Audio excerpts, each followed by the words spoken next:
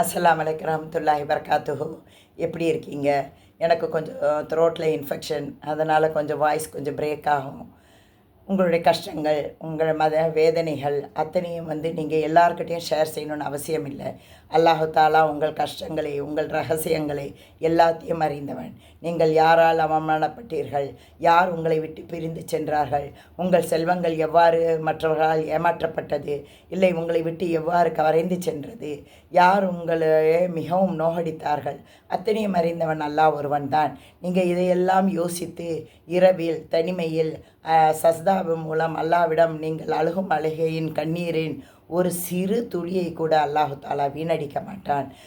எல்லாரும் நம்மளுடைய சொந்தங்களாகட்டும், நம்மளுடைய நெருங்கிய சொந்தங்களாகட்டும், உறவினர்களாகட்டும், நண்பர்களாகட்டும், யாருமே நம்மளை விட்டு பிரிந்து சென்றாலும் அல்லாஹு தாலா ஒரு கட்டத்தில் அவர்கள் பிரிந்து செல்வார்கள்.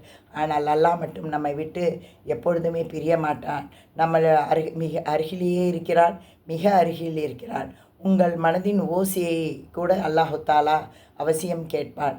இது அல்லாஹு தாலா நமக்கு தரும் ஒரு ஈமானிய டெஸ்ட். இது அல்லாஹு தாலா யாரை மிகவும் விரும்புகிறானோ அவர்களுக்கு அவர்களுடைய பொறுமையை சோதிப்பதற்காக சில கஷ்டங்களை அவன் தருவான். அதில் நாம் பொறுமையாக இருக்க வேண்டும். அவ்வாறு நாம் பொறுமையாக இருந்தால் அல்லாஹு தாலா பொறுமையானவர்களின் மீது மிகவும் விருப்பப்படுகிறான். அவனுடைய நெருக்கம் நமக்கு அதிகம் கிடைக்கும்.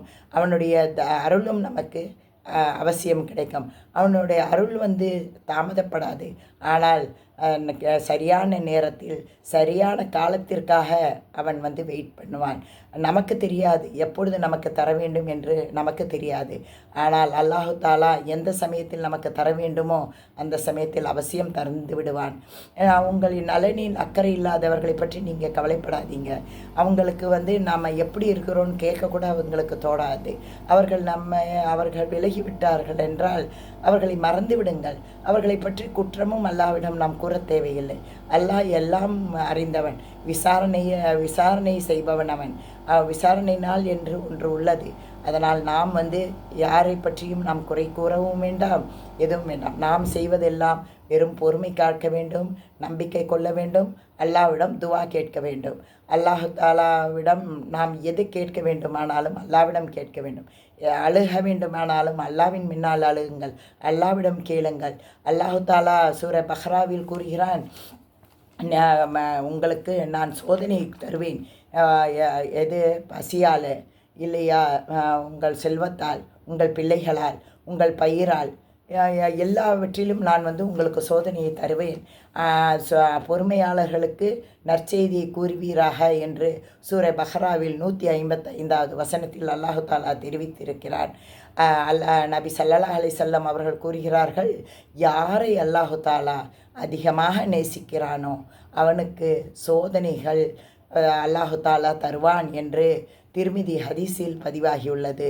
அல்லாஹு தாலா சோதனை மட்டும் குறிப்பிடவில்லை குரானில். அவன் சூர பஹ்ராவிலேயே 216வது வசனத்தில் யாருக்கு சோதனை வந்தாலும் அவர்கள் பொறுமை, நம்பிக்கை, துவா, இந்த சொல்யூஷனும் அல்லாஹு தாலா நமக்கு கொடுத்திருக்கிறார். அதனால் என் சகோதர சகோதரிகளே, நீங்கள் சோதனை வரும்பொழுது பயப்பட வேண்டாம், கலங்க வேண்டாம். அது அல்லாஹு தாலா நம் மீது கொண்ட நேசத்தினால் அடையாளம் என்று எண்ணிக்கொள்ளுங்கள்.